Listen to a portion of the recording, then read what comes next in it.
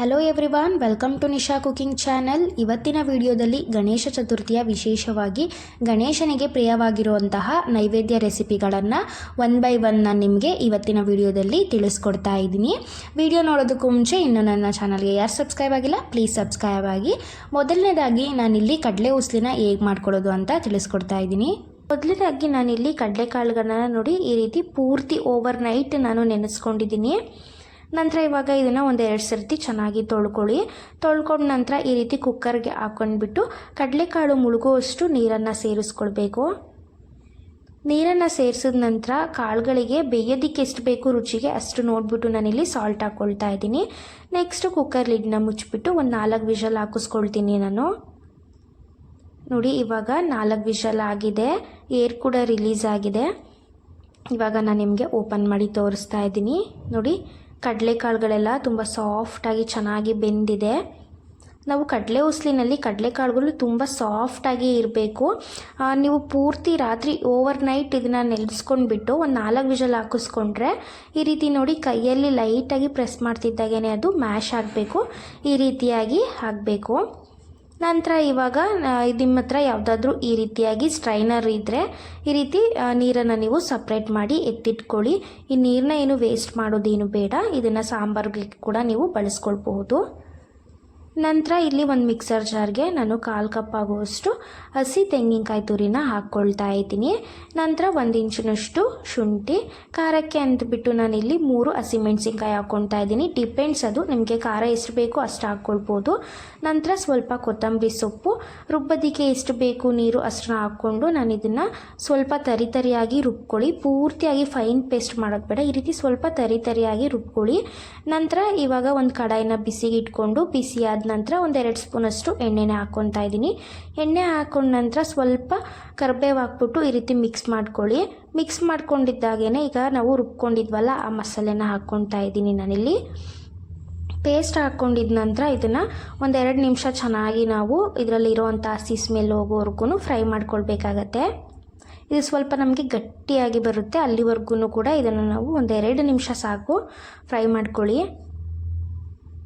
ನೋಡಿ ಇವಾಗ ಇದನ್ನು ಒಂದು 2 ನಿಮಿಷ ಫ್ರೈ ಮಾಡ್ಕೊಂಡಿದ್ದಾಗಿದೆ. ನೆಕ್ಸ್ಟ್ ಈಗ ಬೇಯಿಸಿಟ್ಕೊಂಡಿದ್ವಲ್ಲ ಆ ಕಡಲೆಕಾಳುಗಳನ್ನು ನಾನಿಲ್ಲಿ ಹಾಕ್ಕೊಳ್ತಾ ಇದ್ದೀನಿ.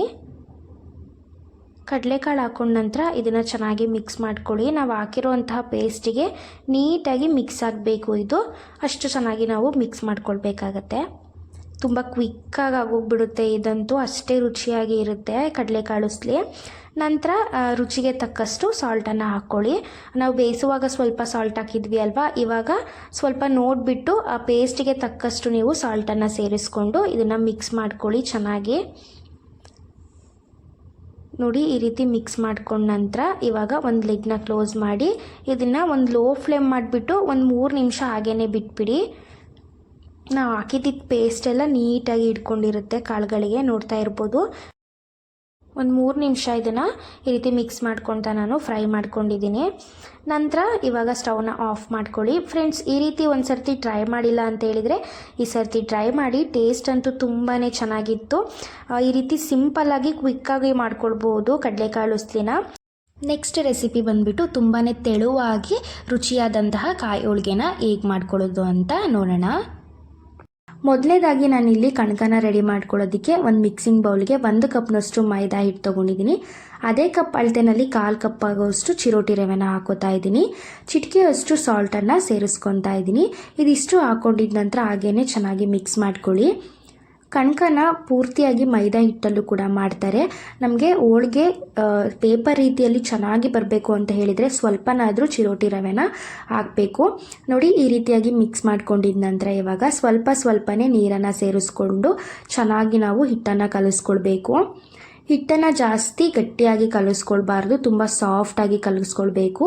ಮೇಯ್ನು ನಮಗೆ ಹೋಳಿಗೆ ಮಾಡುವಾಗ ಕಣಕನ ಚೆನ್ನಾಗಿ ಸಾಫ್ಟಾಗಿ ಕಲಿಸ್ಕೊಂಡ್ರೆ ಹೋಳಿಗೆ ಅನ್ನೋದು ಚೆನ್ನಾಗಿ ಬರುತ್ತೆ. ನೋಡಿ ಈ ರೀತಿ ಸಾಫ್ಟಾಗಿ ಕಲಿಸ್ಕೊಂಡ ನಂತರ ಇವಾಗ 2 ಸ್ಪೂನಷ್ಟು ಎಣ್ಣೆನ ಹಾಕ್ಕೊತಾ ಇದ್ದೀನಿ. ಎಣ್ಣೆ ಹಾಕ್ಕೊಂಡಿದ ನಂತರ ಇದನ್ನು ಒಂದು 2 ರಿಂದ 3 ನಿಮಿಷ ಚೆನ್ನಾಗಿ ಹಿಟ್ಟನ್ನು ನಾದ್ಕೊಂಡು ಕಲಿಸ್ಕೊಳ್ಳಿ.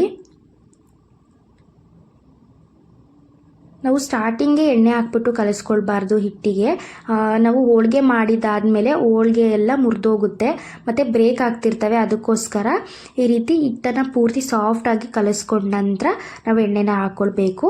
ನೋಡಿ, ಇವಾಗ ಇದಕ್ಕೆ ಮೇಲ್ಗಡೆ 1-2 ಸ್ಪೂನಷ್ಟು ಎಣ್ಣೆನ ಸೇರಿಸ್ಕೊಂಡು ಈ ರೀತಿ ಸವರ್ಕೊಂಡ್ಬಿಟ್ಟು ಇವಾಗ ಒಂದು ಪ್ಲೇಟ್ನ ಮುಚ್ಚಿಬಿಟ್ಟು ಇದನ್ನು 1 ಅಥವಾ 2 ಗಂಟೆವರೆಗೂ ನಾವು ಚೆನ್ನಾಗಿ ಇದನ್ನು ನೆನೆಯೋದಕ್ಕೆ ಬಿಡಬೇಕು.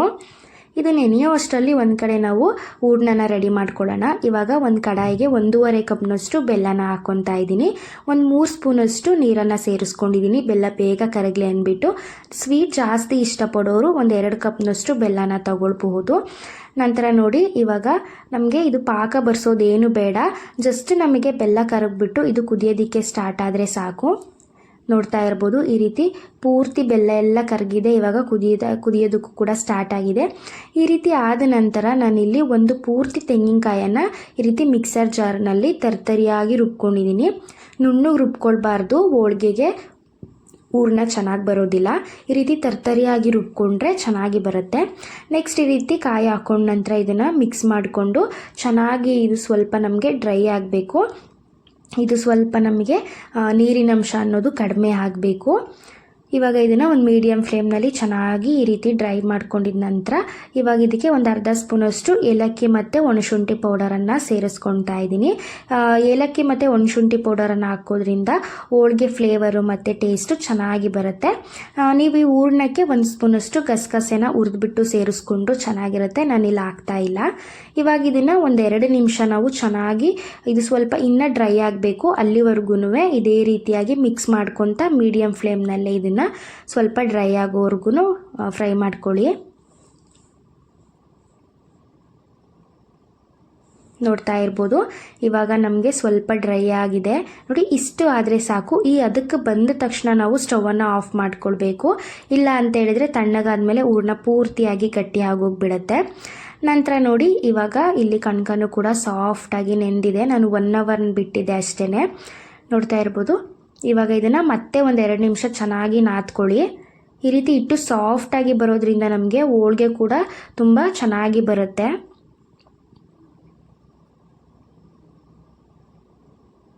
ನೋಡಿ, ಈ ರೀತಿ ನಾದ್ಕೊಂಡ ನಂತರ ನೋಡ್ತಾ ಇರ್ಬೋದು, ಈ ಕಡೆ ಹೂರ್ಣನೂ ಕೂಡ ತಣ್ಣಗಾಗಿದೆ. ನೋಡಿ, ಈ ಹದದಲ್ಲಿ ಇರಬೇಕು. ನೋಡಿ, ಈ ರೀತಿ ಉಂಡೆ ಕಟ್ಟೋ ಹದದಲ್ಲಿ ಇದ್ದರೆ ಸಾಕು. ಪೂರ್ತಿ ಗಟ್ಟಿಯಾಗೂ ಬೇಡ, ಇನ್ನೂ ತೆಳುವಾಗೂ ಬೇಡ. ಇದು ಪರ್ಫೆಕ್ಟ್ ಆಗಿದೆ ಹೂರ್ಣ. ನೋಡಿ, ನೆಕ್ಸ್ಟ್ ನಾನಿಲ್ಲಿ ಇದು ಹೋಳಿಗೆನ ತಟ್ಕೊಳ್ಳೋದಕ್ಕೆ ನಾನು ಈ ರೀತಿಯಾಗಿ ಒಂದು ಕವರನ್ನು ತೊಗೊಂಡಿದ್ದೀನಿ. ನೋಡಿ, ಇದಕ್ಕೆ ನೀವು ಬಟರ್ ಪೇಪರು ಬರುತ್ತೆ ಅಥವಾ ಬಾಳೆ ಎಲೆ ಮೇಲೂ ನೀವು ಹೋಳಿಗೆನ ತಟ್ಕೊಳ್ಬೋದು. ಈ ರೀತಿ ಒಂದು ಕವರ್ ಇದ್ದರೆ ತುಂಬ ಈಸಿ ಆಗುತ್ತೆ ಹೋಳಿಗೆನ ತಟ್ಕೊಳ್ಳೋದಕ್ಕೆ. ಇವಾಗ ಇದಕ್ಕೆ ಸ್ವಲ್ಪ ಎಣ್ಣೆನ ಈ ರೀತಿಯಾಗಿ ಹಚ್ಕೊಂಡ್ಬಿಟ್ಟು ಕಣ್ಕನ ಸ್ವಲ್ಪ ಈ ರೀತಿ ಉಂಡೆ ಮಾಡಿಕೊಂಡು ಇದನ್ನು ಒಂದು ಸ್ವಲ್ಪ ಹಾಗೇ ತಟ್ಕೊಳ್ಳಿ. ನೋಡಿ, ಈ ರೀತಿ ತಟ್ಕೊಂಡಿದ ನಂತರ ನಿಮಗೆ ಇವಾಗ ನೋಡಿ ಹೂರ್ಣನ ಈ ರೀತಿಯಾಗಿ ತೊಗೊಂಡಿದ್ದೀನಿ. ನಾವು ಯಾವಾಗಲೂ ಹೋಳಿಗೆ ಮಾಡುವಾಗ ಕಣಕಕ್ಕಿಂತ ಹೂರ್ಣದಕ್ಕೆ ಸ್ವಲ್ಪ ಜಾಸ್ತಿ ತೊಗೊಳ್ಬೇಕು. ಆವಾಗ ನಮಗೆ ಕಾಯಿ ಹೋಳಿಗೆ ತುಂಬ ಚೆನ್ನಾಗಿ ಬರುತ್ತೆ. ನಾವು ಕಡಿಮೆ ತೊಗೊಂಡ್ಬಿಟ್ರೆ ಒಂದು ಕಡೆ ಹೂರ್ಣ ಇರುತ್ತೆ, ಇನ್ನೊಂದು ಕಡೆ ಇರೋದಿಲ್ಲ, ಹಿಟ್ಟಿರುತ್ತೆ. ಸೊ ಅವಾಗ ಚೆನ್ನಾಗಿ ಅನಿಸೋದಿಲ್ಲ. ನೋಡಿ, ಈ ರೀತಿ ಉಂಡೆ ಮಾಡ್ಕೊಂಡ ನಂತರ ಈ ರೀತಿ ಎಕ್ಸ್ಟ್ರಾ ಏನಿರುತ್ತೆ ಮೇಲೆ ಇಟ್ಟು ಅದನ್ನು ತಕ್ಕೊಂಡ್ಬಿಟ್ಟು ಇದನ್ನು ಮತ್ತೆ ಒಂದ್ಸರಿ ಈ ರೀತಿ ಉಂಡೆನ ಮಾಡ್ಕೊಳ್ಳಿ. ಇವಾಗ ಸ್ವಲ್ಪ ಎಣ್ಣೆ ಕೈನ ಮಾಡ್ಕೊಂಡ್ಬಿಟ್ಟು ಈ ರೀತಿ ಅದ್ರ ಮೇಲೆ ಇನ್ನೊಂದು ಕವರನ್ನು ಹಾಕಿ ಇದನ್ನು ಜಸ್ಟ್ ಈ ರೀತಿ ಪ್ರೆಸ್ ಮಾಡಿಕೊಂಡು ಈ ರೀತಿ ಸ್ಪ್ರೆಡ್ ಮಾಡ್ಕೊಳ್ಳಿ. ತುಂಬ ಈಸಿಯಾಗಿ ಬರುತ್ತೆ, ಟೈಮು ಕೂಡ ಸೇವ್ ಆಗುತ್ತೆ ನಮಗೆ. ನೋಡ್ತಾ ಇರ್ಬೋದು ಎಷ್ಟು ಈಸಿಯಾಗಿ ಬೇಗ ಮಾಡ್ಕೊತಾ ಇದ್ದೀನಿ ಅಂದ್ಬಿಟ್ಟು. ಹೂರ್ಣನೂ ಕೂಡ ತುಂಬ ಕಡೆ ಎಲ್ಲ ಚೆನ್ನಾಗಿ ಸ್ಪ್ರೆಡ್ ಆಗುತ್ತೆ ಮತ್ತು ನಮಗೆ ಹೋಳಿಗೆ ತುಂಬ ಪೇಪರ್ ರೀತಿಯಲ್ಲಿ ತೆಳುವಾಗಿ ಬರುತ್ತೆ. ಅದಕ್ಕೋಸ್ಕರ ಈ ರೀತಿಯಾಗಿ ಪೇಪರ್ನ ಹಾಕ್ಬಿಟ್ಟು ಸ್ಪ್ರೆಡ್ ಮಾಡ್ಕೊಳ್ಳಿ, ತುಂಬ ಚೆನ್ನಾಗಾಗುತ್ತೆ. ನೋಡಿ, ಈ ರೀತಿ ನಮಗೆ ಶೇಪು ಕೂಡ ಹಾಳಾಗೋದಿಲ್ಲ. ಈ ರೀತಿಯಾಗಿ ಒಂದು ಕವರ್ನ ಸಹಾಯದಿಂದ ಚೆನ್ನಾಗಿ ತೊಟ್ಕೋಬೋದು. ನೋಡಿ, ಇವಾಗ ಇದನ್ನು ಈಸಿಯಾಗೂ ಸಹ ತಗೊಳ್ಬೋದು. ನಾನು ನಿಮಗೆ ತೋರಿಸ್ತಾ ಇದ್ದೀನಿ, ನೋಡ್ತಾ ಇರಬಹುದು ಎಷ್ಟು ಈಸಿಯಾಗಿ ಕವರ್ನಿಂದ ಬರ್ತಾ ಇದೆ ಅಂತ ಹೇಳಿಬಿಟ್ಟು. ನೋಡಿ, ಈ ರೀತಿ ಕವರ್ನಿಂದ ನಾವು ತಟ್ಕೊಳ್ಳೋದ್ರಿಂದ ಹೂರ್ಣ ಕೂಡ ಪೂರ್ತಿಯಾಗಿ ಸ್ಪ್ರೆಡ್ ಆಗುತ್ತೆ. ನಂತರ ಇವಾಗ ಇದನ್ನು ಒಂದು ಬಾಳೆ ಎಲೆ ಮೇಲೆ ಹಾಕ್ಕೊಳ್ಳಿ. ಬಾಳೆ ಎಲೆ ಮೇಲೆ ಹಾಕ್ಕೊಳ್ಳೋದ್ರಿಂದ ನಮಗೆ ಹೋಳಿಗೆ ತೊಟ್ಕೊಂಡಿರೋದು ಒಣಗೋದಿಲ್ಲ. ನಂತರ ಈ ರೀತಿ ಹೆಂಚನ್ನ ಬಿಸಿಗಿಟ್ಕೊಂಡು ಹೆಂಚ್ಕಾದ ನಂತರ ಸ್ವಲ್ಪ ತುಪ್ಪನ ಸೇರಿಸ್ಕೊಂಡು ಈಗ ತಟ್ಕೊಂಡಿರೋಂಥ ಹೋಳಿಗೆನ ಹಾಕ್ಕೊಳ್ಳಿ. ತುಪ್ಪ ಜಾಸ್ತಿ ಇಷ್ಟಪಡೋರು ಈ ರೀತಿ ಮೇಲೆ ಸ್ವಲ್ಪ ತುಪ್ಪನ ಹಚ್ಕೊಳ್ಳಿ, ಇಲ್ಲ ಅಂತ ಹೇಳಿದರೆ ನೀವು ಎಣ್ಣೆನೂ ಸಹ ಹಚ್ಕೊಳ್ಬಹುದು. ನಂತರ ಇವಾಗ ಇನ್ನೊಂದು ಕಡೆ ಮಡಚ್ಕೊಂಡು ಇದನ್ನು ಚೆನ್ನಾಗಿ ನಾವು ಬೇಯಿಸ್ಕೊಳ್ಬೇಕು. ಒಂದು 3 ನಿಮಿಷದಲ್ಲೆಲ್ಲ ಹೋಳಿಗೆ ಬೆಂದೋಗ್ಬಿಡುತ್ತೆ, ಜಾಸ್ತಿ ಟೈಮ್ ತೊಗೊಳ್ಳೋದಿಲ್ಲ. ತುಂಬ ತೆಳುವಾಗಿ ತಟ್ಟೋದ್ರಿಂದ ತುಂಬ ಬೇಗ ಬೆಂದೋಗ್ಬಿಡುತ್ತೆ. ನೋಡ್ತಾ ಇರ್ಬೋದು ಎಷ್ಟು ಚೆನ್ನಾಗಿ ಆಗಿದೆ ಅಂತ ಹೇಳಿಬಿಟ್ಟು. ತುಂಬಾ ತೆಳುವಾಗಿ ತುಂಬ ರುಚಿಯಾಗಿರುವಂತಹ ಕಾಯಿ ಹೋಳಿಗೆ ರೆಡಿಯಾಗಿದೆ. ಇದೇ ರೀತಿಯಾಗಿ ಉಳಿದಿರೋ ಅಂಥದ್ದನ್ನು ಮಾಡಿಕೊಂಡ್ರೆ ಆಯಿತು. ನೆಕ್ಸ್ಟ್ ರೆಸಿಪಿ ಬಂದುಬಿಟ್ಟು ಕ್ರಿಸ್ಪಿಯಾಗಿ ರುಚಿಯಾಗಿ ಕರ್ಜಿಕಾಯಿನ ಹೇಗೆ ಮಾಡೋದು ಅಂತ ನೋಡೋಣ. 1 ಕಪ್ ಆಗುವಷ್ಟು ಮೈದಾ ಹಿಟ್ಟು ತೊಗೊಂಡಿದ್ದೀನಿ. ಅದೇ ಕಪ್ ಅಳತೆನಲ್ಲಿ 1/4 ಕಪ್ ಆಗುವಷ್ಟು ಚಿರೋಟಿ ರವೆ ಹಾಕೊತಾ ಇದ್ದೀನಿ. ಚಿರೋಟಿ ರವೆ ಹಾಕೋದ್ರಿಂದ ಕರ್ಜಿಕಾಯ್ದು ಔಟರ್ ಲೇಯರು ಕ್ರಿಸ್ಪಿಯಾಗಿ ಬರುತ್ತೆ. ನಂತರ 1/4 ಚಿಟಿಕೆ ಆಗುವಷ್ಟು ಸಾಲ್ಟು, ನಂತರ 2 ಸ್ಪೂನಷ್ಟು ತುಪ್ಪ ಹಾಕ್ಕೊತಾ ಇದ್ದೀನಿ. ತುಪ್ಪದ ಬದಲು ನೀವು ಅಡುಗೆ ಎಣ್ಣೆನ ಹಾಕ್ಕೊಳ್ಬಹುದು. ಇವಾಗ ಇದನ್ನು ಚೆನ್ನಾಗಿ ಮಿಕ್ಸ್ ಮಾಡ್ಕೊಳ್ಳಿ. ನಾವು ಹಾಕಿರುವಂತಹ ತುಪ್ಪ ಹಿಟ್ಟಿಗೆ ನೀಟಾಗಿ ಮಿಕ್ಸ್ ಆಗೋ ರೀತಿಯಲ್ಲಿ ಹಿಟ್ಟನ್ನ ಕಲಿಸ್ಕೊಳ್ಳಿ. ನೋಡಿ ಈ ರೀತಿಯಾಗಿ ಕಲಿಸ್ಕೊಂಡಿದ ನಂತರ ಇವಾಗ ಸ್ವಲ್ಪನೇ ನೀರನ್ನು ಸೇರಿಸ್ಕೊಂಡು ನಾವು ಇದನ್ನು ಚಪಾತಿ ಹಿಟ್ಟಿನದಕ್ಕೆ ಸಾಫ್ಟಾಗಿ ಕಲಿಸ್ಕೊಳ್ಬೇಕು. ಕರ್ಜಿಕಾಯಿ ಮಾಡುವಾಗ ಹಿಟ್ಟನ್ನು ನಾವು ಗಟ್ಟಿಯಾಗಿ ಕಲಿಸ್ಕೊಳ್ಬಾರ್ದು. ಚಪಾತಿ ಹಿಟ್ಟಿನದಕ್ಕೆ ಸಾಫ್ಟಾಗಿ ಕಲಿಸ್ಕೊಡೋದ್ರಿಂದ ಕರ್ಜಿಕಾಯಿ ನಮಗೆ ಜಾಸ್ತಿ ಗಟ್ಟಿ ಅನಿಸೋದಿಲ್ಲ, ಕ್ರಿಸ್ಪಾಗಿ ಸಾಫ್ಟಾಗಿ ಬರ್ತವೆ. ನಂತರ ಇದಕ್ಕೆ ನಾನು ಒಂದು ಅರ್ಧ ಸ್ಪೂನಷ್ಟು ಸಕ್ಕರೆನ ಹಾಕ್ಕೊತಾ ಇದ್ದೀನಿ. ಸಕ್ಕರೆ ಹಾಕೋದ್ರಿಂದ ಕರ್ಜಿಕಾಯಿದು ಕಲರು ತುಂಬ ಚೆನ್ನಾಗಿ ಬರುತ್ತೆ. ಹಾಗಾಗಿ ಇವಾಗ ಸಕ್ಕರೆ ಹಾಕಿದ ನಂತರ 1 ನಿಮಿಷ ಚೆನ್ನಾಗಿ ನಾದ್ಕೊಂಡು ಕಲಿಸ್ಕೊಳ್ಳಿ. ಈ ರೀತಿ ಕಲಿಸ್ಕೊಂಡಾದ್ಮೇಲೆ ನಾನಿಲ್ಲಿ ಮೇಲೆ ಒಂದು ಸ್ಪೂನಷ್ಟು ಎಣ್ಣೆನ ಸೇರಿಸ್ಕೊತಾ ಇದ್ದೀನಿ, ಹಿಟ್ಟು ಒಣಗದೇ ಇರಲಿ ಅಂದ್ಬಿಟ್ಟು. ಇವಾಗ ಈ ಎಣ್ಣೆನ ಸವರ್ಕೊಂಡ್ಬಿಟ್ಟು ಇವಾಗ ಇದಕ್ಕೆ ಒಂದು ಪ್ಲೇಟ್ನ ಮುಚ್ಚಿಟ್ಬಿಟ್ಟು ಇದನ್ನು ಒಂದು ಅರ್ಧ ಗಂಟೆ ನೆನೆಯೋದಕ್ಕೆ ಬಿಡೋಣ. ಇದು ನೆನೆಯೋ ಅಷ್ಟರಲ್ಲಿ ನಾನಿಲ್ಲಿ ಒಂದು ಮಿಕ್ಸರ್ ಜಾರ್ಗೆ ಹೂರಣ ರೆಡಿ ಮಾಡ್ಕೊಳ್ಳೋದಕ್ಕೆ ಅರ್ಧ ಕಪ್ನಷ್ಟು ಕಡಲೆ ಹಾಕೋತಾ ಇದ್ದೀನಿ. ಇವಾಗ ಇದನ್ನು ತರ್ತರಿಯಾಗಿ ರುಬ್ಕೊಳ್ಳೋಣ. ಪೂರ್ತಿ ನುಣ್ಣಕ್ಕೆ ರುಬ್ಕೊಳ್ಬಾರ್ದು. ನೋಡಿ ಈ ರೀತಿ ತರ್ತರಿಯಾಗಿ ರುಬ್ಕೊಳ್ಬೇಕು. ನಂತರ ನಾನಿಲ್ಲಿ 2 ಕಪ್ ಆಗುವಷ್ಟು ಕೊಬ್ಬರಿನ ಈ ರೀತಿ ತುರಿದಿಟ್ಕೊಂಡಿದ್ದೀನಿ ಸಣ್ಣದಾಗಿ, ನೋಡ್ತಾ ಇರ್ಬೋದು. ನಂತರ ಇದಕ್ಕೆ 1 ಸ್ಪೂನಷ್ಟು ಗಸಗಸೆನ ನಾನಿಲ್ಲಿ ಚೆನ್ನಾಗಿ ಹುರ್ಕೊಂಡು ಹಾಕ್ಕೊಳ್ತಾ ಇದ್ದೀನಿ.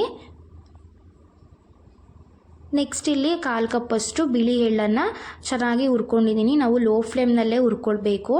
ನಂತರ ಸ್ವೀಟಿಗೆ ನಾನಿಲ್ಲಿ 3/4 ಕಪ್ನಷ್ಟು ಸಕ್ಕರೆ ಹಾಕ್ಕೊತಾ ಇದ್ದೀನಿ. ಜಾಸ್ತಿ ಸ್ವೀಟ್ ತಿನ್ನೋರು 1 ಕಪ್ ಸಕ್ಕರೆನ ಆ್ಯಡ್ ಮಾಡ್ಕೊಳ್ಬೋದು. ನಂತರ ನಾನಿಲ್ಲಿ ಡ್ರೈ ಫ್ರೂಟ್ಸ್ ತೊಗೊಂಡಿದ್ದೀನಿ. ಸ್ವಲ್ಪ ಬಾದಾಮಿ ಮತ್ತು ಗೋಡಂಬಿನ ಈ ರೀತಿ ಚಿಕ್ಕದಾಗಿ ಕಟ್ ಮಾಡ್ಕೊಂಡಿದ್ದೀನಿ. ಕರ್ಜಿಕಾಯಲ್ಲಿ ತಿನ್ನುವಾಗ ಈ ರೀತಿ ಡ್ರೈ ಫ್ರೂಟ್ಸ್ ಸಿಕ್ಕಿದ್ರೆ ಟೇಸ್ಟ್ ಇನ್ನೂ ಚೆನ್ನಾಗಿರುತ್ತೆ, ಹೆಲ್ತಿ ಕೂಡ. ನಂತರ ಒಂದು 1/4 ಕಪ್ನಷ್ಟು ಕಡಲೆ ಬೀಜನ ಈ ರೀತಿ ಹುರ್ಕೊಂಡ್ಬಿಟ್ಟು ಸಿಪ್ಪೆ ತೆಗೆದು ಹಾಕ್ಕೊತಾ ಇದ್ದೀನಿ. ನೆಕ್ಸ್ಟ್ ಇವಾಗ ರುಬ್ಕೊಂಡಿರೋಂತಹ ಕಡಲೆ ಮಿಶ್ರಣನ ಹಾಕ್ಕೊತಾ ಇದ್ದೀನಿ. ನೋಡಿ ಇವಾಗ ಇದನ್ನು ಮಿಕ್ಸ್ ಮಾಡ್ಕೊಳ್ಳಿ. ನೋಡಿ ತುಂಬ ಬೇಗ ಮಾಡ್ಕೊಳ್ಬೋದು ಕರ್ಜಿಕಾಯಿಗೆ ಹೂರಣನ, ಜಾಸ್ತಿ ಟೈಮ್ ಹಿಡಿಯೋದಿಲ್ಲ, ತುಂಬ ಚೆನ್ನಾಗಿರುತ್ತೆ. ಈ ರೀತಿ ಒಂದು ಸರ್ತಿ ಟ್ರೈ ಮಾಡಿ ನೋಡಿ, ಟೇಸ್ಟ್ ಅಂತೂ ಸೂಪರ್ ಆಗಿರುತ್ತೆ. ನೋಡಿ ಇವಾಗ ನಮಗೆ ಹೂರಣನೂ ಕೂಡ ತುಂಬ ಬೇಗ ರೆಡಿಯಾಗೋಯಿತು. ನೆಕ್ಸ್ಟ್ ಈ ಕಡೆ ಹಿಟ್ಟನ್ನು ನೆನೆಯೋದಕ್ಕೆ ಬಿಟ್ಟಿದ್ವಲ್ಲ ಒಂದು ಅರ್ಧ ಗಂಟೆ, ಅದು ಕೂಡ ಚೆನ್ನಾಗಿ ನೆನೆದ್ಬಿಟ್ಟು ಸಾಫ್ಟ್ ಆಗಿದೆ, ನೋಡ್ತಾ ಇರ್ಬೋದು.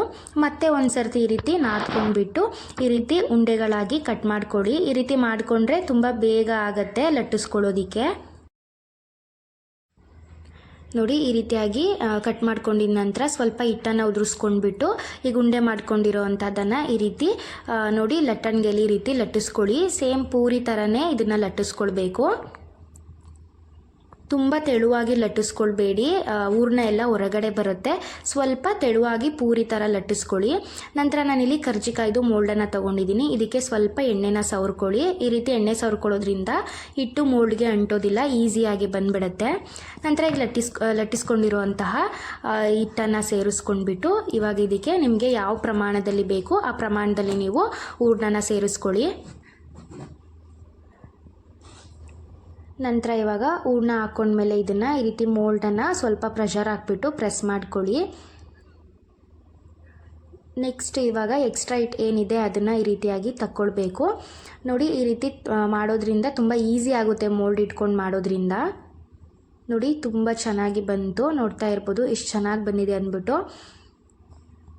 ನೋಡಿ ತುಂಬ ಈಸಿಯಾಗಿ ಬರುತ್ತೆ. ಎಣ್ಣೆನ ಸವರ್ಕೊಳ್ಳೋದ್ರಿಂದ ಹಿಟ್ಟು ನಮಗೆ ಅಂಟ್ಕೊಳ್ಳೋದಿಲ್ಲ, ಹಾಗಾಗಿ ಹಿಟ್ಟು ಕೂಡ ನಮಗೆ ಒಣಗೋದಿಲ್ಲ. ನೋಡಿ ಇದೇ ರೀತಿಯಾಗಿ ಉಳಿದಿರುವಂತಹ ಹಿಟ್ಟುಗಳಲ್ಲೂ ಸಹ ನೀವು ಕರ್ಜಿಕಾಯಿನ ಮಾಡ್ಕೊಳ್ಳಿ. ನಾನಿಲ್ಲಿ ಒಂದು ಬ್ಯಾಚ್ಗೆ ಎಷ್ಟಾಗುತ್ತೆ ಅಷ್ಟು ಕರ್ಜಿಕಾಯಿಗಳನ್ನು ಮಾಡ್ಕೊಂಡಿದ್ದೀನಿ. ನಾವು ಫುಲ್ ಎಲ್ಲ ಒಟ್ಟಿಗೆ ಮಾಡಿಟ್ಕೊಂಡ್ಬಿಟ್ರೆ ಒಣಗಿಬಿಡುತ್ತೆ, ಆವಾಗ ರಫ್ ಆಗ್ತವೆ ಕರ್ಜಿಕಾಯಿಗಳು. ಅದಕ್ಕೆ ಈ ರೀತಿ ಒಂದು ಬ್ಯಾಚಿಗೆ ಎಷ್ಟಾಗುತ್ತೆ ಅಷ್ಟನ್ನು ನೋಡಿಬಿಟ್ಟು ಮಾಡ್ಕೊಳ್ಳಿ. ನಂತರ ಇವಾಗ ಎಣ್ಣೆನ ಬಿಸಿಗೆ ಇಟ್ಕೊಂಡು ಎಣ್ಣೆ ಕಾದ ನಂತರ ಇದನ್ನು 1 by 1 ಕರ್ಜಿಕಾಯಿಗಳನ್ನು ಹಾಕ್ತಾ ಬನ್ನಿ. ಹಾಕಿದ ತಕ್ಷಣ ನಾವು ಇದನ್ನು ತಿರುಗಿಸ್ಕೊಳ್ಬಾರ್ದು, ಶೇಪ್ ಹಾಳಾಗುತ್ತೆ. ನಾವು ಕರ್ಜಿಕಾಯಿನ ಹಾಕಿ ಒಂದು 30 ಸೆಕೆಂಡ್ಸ್ ಆದಮೇಲೆ ಇದನ್ನು ಮಗುಚ್ಕೊಂಡು ಚೆನ್ನಾಗಿ ಗೋಲ್ಡನ್ ಕಲರ್ ಬರೋವರೆಗೂ ಇದನ್ನು ಫ್ರೈ ಮಾಡ್ಕೊಳ್ಳಿ. ನೋಡಿ ಇವಾಗ ಇದು ಗೋಲ್ಡನ್ ಕಲರ್ ಬಂದಿದೆ, ನೋಡ್ತಾ ಇರ್ಬೋದು. ನಾವು ಇದನ್ನು ಮೀಡಿಯಮ್ ಫ್ಲೇಮ್ನಲ್ಲೇ ಮಾಡ್ಕೊಳ್ಬೇಕು. ಮೀಡಿಯಮ್ ಫ್ಲೇಮ್ನಲ್ಲಿಟ್ಟು ಮಾಡ್ಕೊಳ್ಳೋದ್ರಿಂದ ತುಂಬ ಕ್ರಿಸ್ಪಿಯಾಗಿ ಬರುತ್ತೆ, ತುಂಬ ಹೊತ್ತು ಇಟ್ಟರೂ ಮೆತ್ತಗಾಗೋದಿಲ್ಲ. ನೋಡಿ ಇಷ್ಟ ಆದ ತಕ್ಷಣ ಇದನ್ನು ತೆಕ್ಕೊಳ್ಬೇಕು. ನೆಕ್ಸ್ಟ್ ಇದೇ ರೀತಿಯಾಗಿ ಉಳಿದಿರುವಂತಹ ಕರ್ಜಿಕಾಯಿಗಳನ್ನು ನೀವು ಮಾಡ್ಕೊಳ್ಬೋದು. ನೋಡಿದ್ರಲ್ಲ ಫ್ರೆಂಡ್ಸ್, ಹಬ್ಬದ ವಿಶೇಷವಾಗಿ ಕರ್ಜಿಕಾಯಿನ ಹೇಗೆ ಮಾಡ್ಕೊಳ್ಳೋದು ಅಂತ ತಿಳಿಸ್ಕೊಟ್ಟಿದ್ದೀನಿ. ಇನ್ನು ಕೊನೆಯ ರೆಸಿಪಿ ಬಂದ್ಬಿಟ್ಟು ಗಣೇಶನಿಗೆ ತುಂಬ ಪ್ರಿಯವಾಗಿರುವಂತಹ ಮೋದಕನ ಹೇಗೆ ಮಾಡ್ಕೊಳ್ಳೋದು ಅಂತ ನೋಡೋಣ. ಮೊದಲು ಒಂದು ಮಿಕ್ಸಿಂಗ್ ಬೌಲ್ನ ತೊಗೊಂಡಿದ್ದೀನಿ. ಅದಕ್ಕೆ 1 ಕಪ್ನಷ್ಟು ಗೋಧಿ ಹಿಟ್ಟು, 1/4 ಕಪ್ನಷ್ಟು ಮೈದಾ ಹಿಟ್ಟು, ಒಂದು ಪಿಂಚ್ ಆಫ್ ನಾನಿಲ್ಲಿ ಸಾಲ್ಟ್ ಹಾಕ್ಕೊಳ್ತಾ ಇದ್ದೀನಿ. ನಾವು ಯಾವುದೇ ಸ್ವೀಟ್ ರೆಸಿಪಿ ಮಾಡುವಾಗ ಒಂದು ಚಿಟಿಕೆಯಷ್ಟು ಸಾಲ್ಟನ್ನು ಹಾಕ್ಕೊಂಡ್ರೆ ಟೇಸ್ಟು ಚೆನ್ನಾಗಿ ಬರುತ್ತೆ. ನಂತರ 2 ಸ್ಪೂನಷ್ಟು ಕಾಸಿರುವಂತಹ ಎಣ್ಣೆನ ಹಾಕ್ಕೊತಾ ಇದ್ದೀನಿ. ಎಣ್ಣೆ ಹಾಕ್ಕೊಂಡ ನಂತರ ಇದನ್ನು ಒಂದು ಸರ್ತಿ ಸ್ಪೂನಿಂದ ಈ ರೀತಿ ಮಿಕ್ಸ್ ಮಾಡ್ಕೊಳ್ಳಿ. ಡೈರೆಕ್ಟ್ ಕೈಯಿಂದನೇ ಮಿಕ್ಸ್ ಮಾಡ್ಕೊಳ್ಳೋದಕ್ಕೆ ಹೋಗ್ಬಿಡಿ, ಬಿಸಿ ಎಣ್ಣೆ ಹಾಕಿರೋದ್ರಿಂದ ಈ ರೀತಿ ಸ್ಪೂನಲ್ಲಿ ಮಿಕ್ಸ್ ಮಾಡ್ಕೊಳ್ಳಿ. ನಂತರ ಕೈಯಲ್ಲಿ ಸ್ವಲ್ಪ ಈ ರೀತಿಯಾಗಿ ಮಿಕ್ಸ್ ಮಾಡಿಕೊಂಡ್ರೆ ಸಾಕು.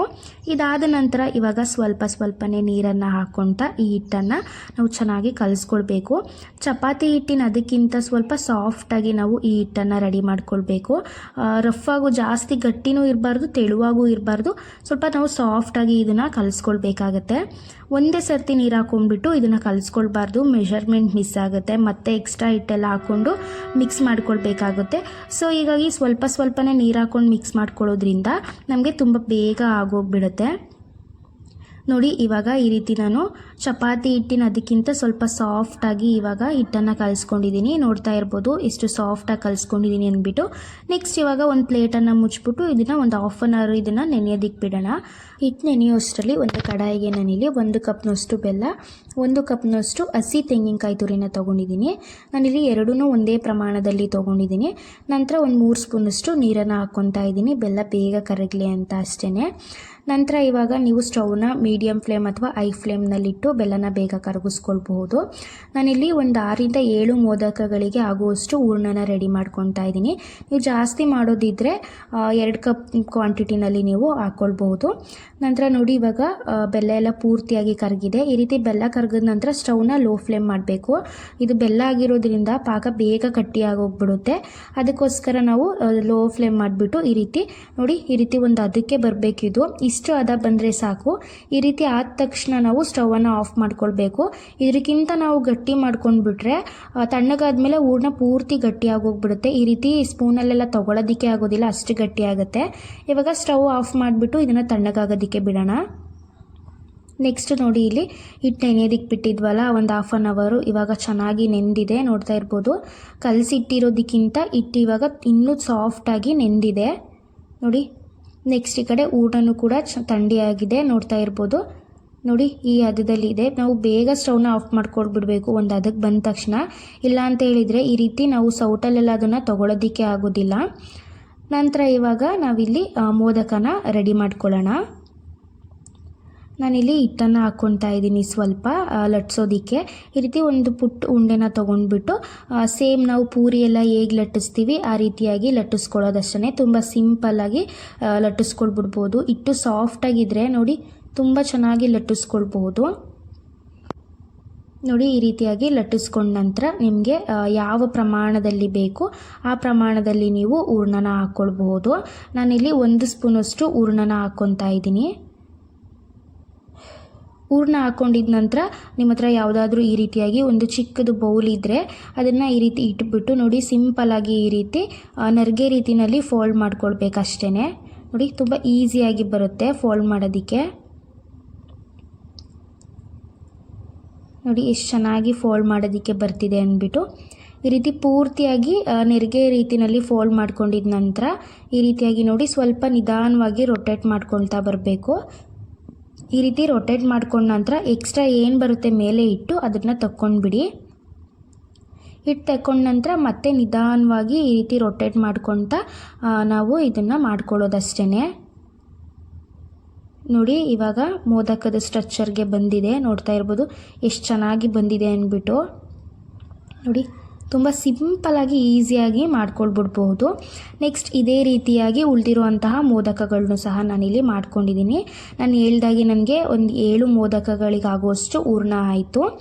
ನಂತರ ಇವಾಗ ಒಂದು ಕಡಾಯಿಗೆ ಎಣ್ಣೆ ಹಾಕ್ಬಿಟ್ಟು ಎಣ್ಣೆ ಬಿಸಿಯಾದ ನಂತರ ಈಗ ಮಾಡ್ಕೊಂಡಿರೋಂತಹ ಮೋದಕಗಳನ್ನ 1 by 1 ಹಾಕ್ತಾ ಬನ್ನಿ. ನಾವು ಮೋದಕಗಳನ್ನು ಹಾಕಿದ ತಕ್ಷಣ ನಾವು ತಿರುಗಿಸ್ಕೊಳ್ಬಾರ್ದು, ಶೇಪ್ ಹಾಳಾಗುತ್ತೆ. ಮೋದಕನ ಹಾಕ್ಬಿಟ್ಟು ಒಂದು 20 ಸೆಕೆಂಡ್ಸು ವೆಯ್ಟ್ ಮಾಡಿದ ನಂತರ ಈ ರೀತಿಯಾಗಿ ತಿರುಗಿಸ್ಕೊಳ್ಳಿ. ನೋಡಿ ಇವಾಗ ಇದು ನಮಗೆ ಗೋಲ್ಡನ್ ಬ್ರೌನ್ ಬರೋವರೆಗೂ ಇದೇ ರೀತಿಯಾಗಿ 2 ಸೈಡು ತಿರುಗಿಸ್ಕೊಳ್ತಾ ನಾವು ಇದನ್ನು ಫ್ರೈ ಮಾಡ್ಕೊಳ್ಬೇಕು. ನೋಡಿ ಇವಾಗ ಇದು ಗೋಲ್ಡನ್ ಬ್ರೌನ್ ಬಂದಿದೆ, ಇಷ್ಟು ಆದರೆ ಸಾಕು. ಇವಾಗ ಮೋದಕ ಚೆನ್ನಾಗಿ ಬೆಂದಿರುತ್ತೆ, ರೆಡಿಯಾಗೋಯ್ತು ಅಂತಲೇ. ನೋಡಿದ್ರಲ್ಲ ಫ್ರೆಂಡ್ಸ್, ಇವತ್ತಿನ ವಿಡಿಯೋದಲ್ಲಿ ಗಣೇಶ ಚತುರ್ಥಿಗೆ ಗಣೇಶನಿಗೆ ಪ್ರಿಯವಾಗಿರುವಂತಹ ನೈವೇದ್ಯ ಪ್ರಸಾದಗಳನ್ನು ಹೇಗೆ ಮಾಡ್ಕೊಳ್ಳೋದು ಅಂತ ತಿಳಿಸ್ಕೊಟ್ಟಿದ್ದೀನಿ. ಈ ವಿಡಿಯೋ ಇಷ್ಟ ಆಗಿದರೆ ಈ ವಿಡಿಯೋನ ನಿಮ್ಮ ಫ್ಯಾಮಿಲಿ ಫ್ರೆಂಡ್ಸ್ ಎಲ್ಲರಿಗೂ ಕೂಡ ಶೇರ್ ಮಾಡಿ ನನ್ನ ಚಾನಲ್ನ ಸಬ್ಸ್ಕ್ರೈಬ್ ಮಾಡ್ಕೊಳ್ಳಿ. Thank you for watching.